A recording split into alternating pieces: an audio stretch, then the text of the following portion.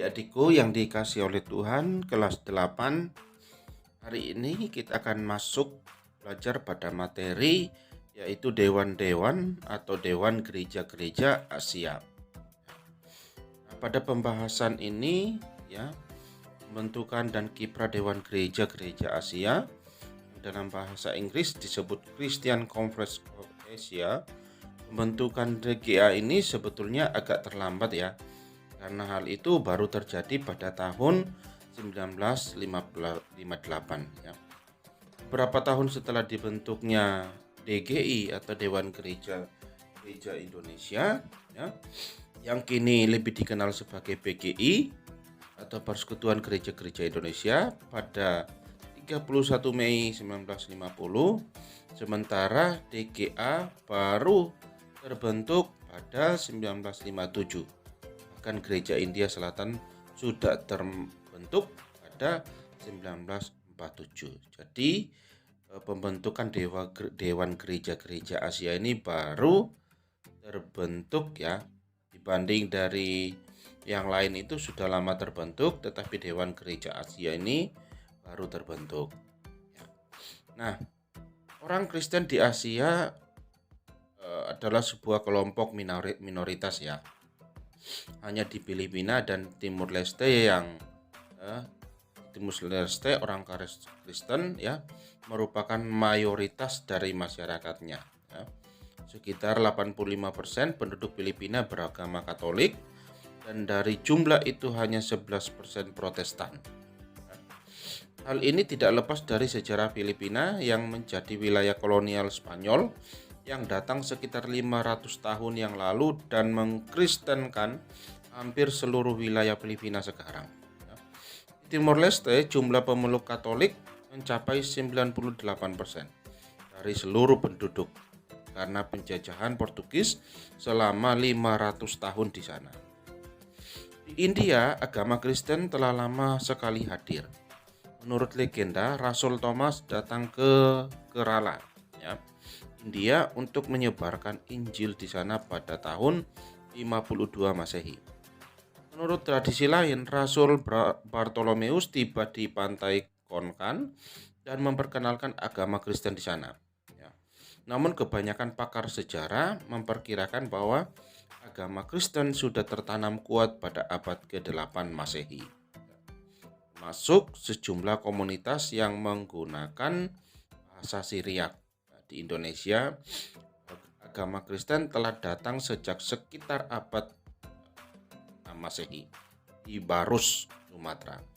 Namun kehadirannya kemudian lenyap baru di abad ke-16 lewat kedatangan orang-orang Portugis dan kemudian Belanda. Agama Kristen hadir kembali di wilayah Nusantara. Nah, di kebanyakan negara di Asia, agama Kristen datang belakangan dan penyebarannya seringkali disertai dengan kedatangan bangsa-bangsa barat yang tujuannya menjajah. Dengan demikian, agama Kristen di Asia seringkali dicurigai.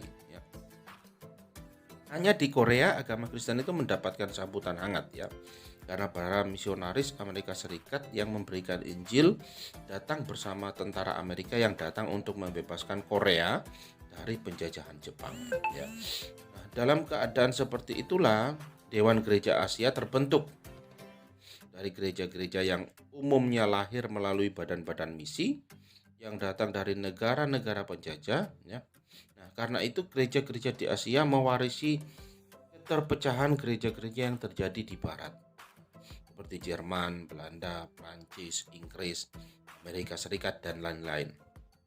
Nah, bersama dengan konflik-konflik dan pertikaian yang terjadi di negara-negara tersebut. Nah, di luar masalah pertikaian dan perseteruan yang diwariskan oleh gereja-gereja induk di negara-negara Barat, gereja-gereja di Asia juga berhadapkan dengan masalah-masalah yang muncul di negara masing-masing. Nah, di India, gereja-gereja menghadapi masalah dengan sistem kasta dan kelompok masyarakat yang disebut Dalit. Orang-orang tidak berkasta yang selalu dijauhi oleh anggota-anggota kasta lain. Nah, di Jepang ada kelompok masyarakat yang disebut Buraku yaitu orang-orang yang dari dahulu bekerja sebagai penyamak kulit. Pekerjaan ini membuat mereka seringkali menjadi bau karena kulit-kulit yang disamak dan bahan kimia yang digunakan, ya. Nah, karena itu mereka dianggap kelas rendahan dan dijauhi oleh masyarakat umum. Demikian pula orang-orang Okinawa dianggap sebagai kasta yang lebih rendah daripada orang Jepang dari pulau-pulau lainnya. Lalu di Myanmar, orang-orang Rohingya mengalami persekusi karena etnis dan agama. Mereka berbeda dengan agama mayoritas rakyat Myanmar. Mereka dari etnis Bengali sama dengan warga Bengali di India dan beragama Islam. Nah, di Indonesia, masyarakat Papua sudah lama mengalami ketertinggalan dalam kehidupan ekonomi dan sosial.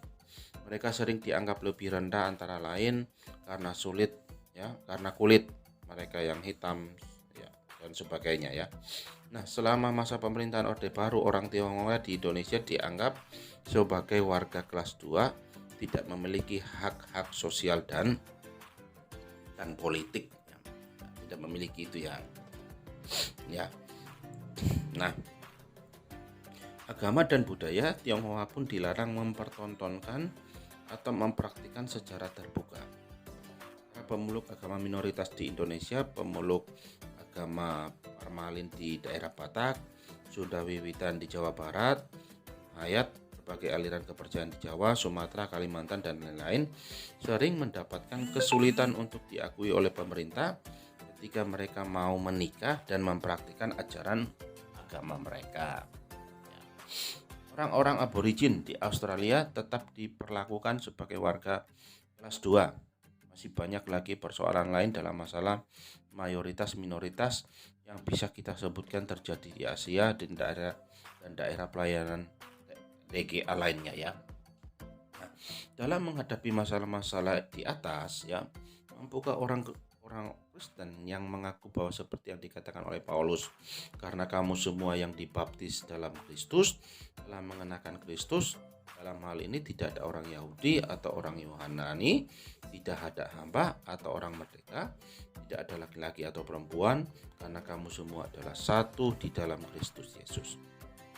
Nah, di sini jelas sekali dikatakan oleh Paulus bahwa setiap orang yang telah mengenal Kristus dan menerimanya di dalam hidupnya tidak boleh lagi memandang orang lain terpisah dan lebih rendah daripadanya. Di banyak negara di Asia, kemiskinan masih tetap merupakan bagian dari hidup masyarakat sehari-hari. Di India, Sri Lanka, Pakistan, Bangladesh, Indonesia, Filipina, Myanmar, Laos, Kamboja, dan lain-lain. Bagaimana gereja-gereja Asia bisa memberitakan kabar sukacita Injil kepada ratusan juta atau bahkan miliaran rakyat yang hidup di pemukiman kumuh dan terus kelaparan? Di banyak negara Asia, Kristen hadir sebagai kelompok minoritas yang lemah di masyarakatnya, seperti di India, Pakistan, Sri Lanka, Bangladesh, Myanmar, Thailand, dan negara Indonesia lainnya, dan negara-negara Indochina lainnya. Mayoritas masyarakat di negara-negara itu umumnya beragama Hindu, Buddha, Islam, dan lain-lain. Bagaimanakah kehadiran Kristen di negara-negara itu bisa terjadi dengan membawa damai? Masih banyak lagi persoalan dan tantangan realitas yang harus dihadapi oleh gereja-gereja di Indonesia dalam upaya untuk memberikan kesaksian di Asia. Dalam hal ini secara khusus perlu dicatat kehadiran gereja-gereja Australia dan Selandia Baru sejak awal pembentukan DGA. Sebagai anggota-anggotanya, tampaknya gereja-gereja di Australia dan Selandia Baru merasa lebih dekat dengan tetangga-tetangganya, gereja-gereja di Asia daripada di Pasifik. Ini ada beberapa pembentukan DGA, ya, di Indonesia. Pertama itu ada pembentukan DGA di Parapat, ya. Pembentukan gereja di Parapat, ya. Sejak didirikannya, ya, DGA yang terdiri dari 95 gereja anggota dan 16 Dewan Gereja Nasional di seluruh Asia mewakili sekitar 55 juta orang Kristen di Asia. Hingga sekarang DGA telah bersidang, ya, 14 kali dan terakhir pada 2015 di Jakarta. dengan tema hidup bersama di rumah keluarga Allah. Program-program DGA, program-program DGA itu banyak ya. Kita tidak bisa menyebutkannya satu persatu, tapi ada tujuan dari program-program di DGA itu untuk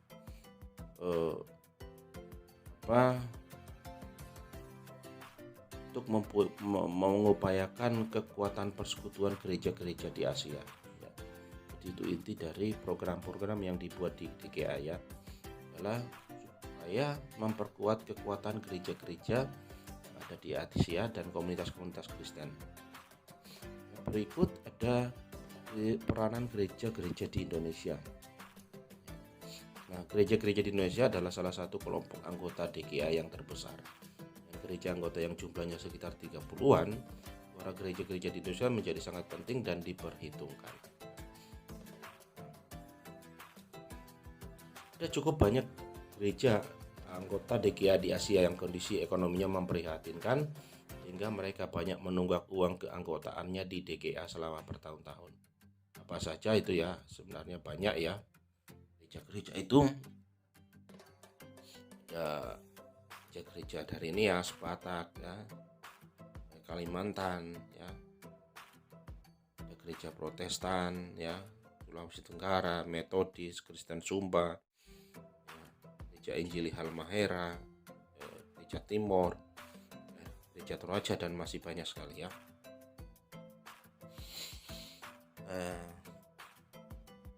Yang berikut adalah tokoh Indonesia di DGA ya. Berapa banyak sangat berpengaruh ya. Nah, salah satunya adalah Pendeta Dr. Sa.A.E. Nababan ya. Boleh dikatakan sebagai singa dalam gerakan okumene di dunia ya, dalam negeri.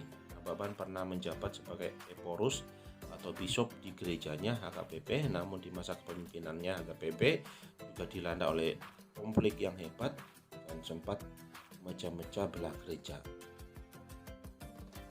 Itu Nababan ya. Nababan itu cukup penting di pembentukan DGA ya. Lalu ada Dr. T.B. Simatupang juga ya, satu tokoh yang sangat penting yang berpengaruh di Dewan Gereja Asia. Lalu ada Pendeta Dr. Herinete Huta Barat Lepang ya, satu tokoh juga yang sangat penting ya, pembentukan DGA. Nah, intinya dari DGA adalah Dewan Gereja-Gereja Asia ini dibentuk terutama untuk meningkatkan kesaksian gereja anggotanya di benua Asia ya. Kesaksian keluar yang dilakukan oleh DGA seringkali berupa bantuan dan kepedulian terhadap masalah-masalah sosial masyarakat luas ya. Misalnya kepedulian terhadap korban perang, korban kekerasan fisik, korban wabah, penyakit seperti HIV AIDS, korban bencana alam seperti tsunami dan lain-lain dalam ya. DGA banyak memberikan perhatian untuk perkembangan kepemimpinan okumenis di kalangan gereja-gereja anggotanya. Ada juga perhatian yang diberikan kepada pengembangan liturgi gereja, misalnya mengumpulkan dan menerbitkan lagu-lagu dirancang oleh para komponis Asia dan warga gereja anggota DGA. Itu ya. Itu dari yang hari ini tentang pembentukan gereja-gereja di Asia. Oke, cukup ya. Oke, thank you.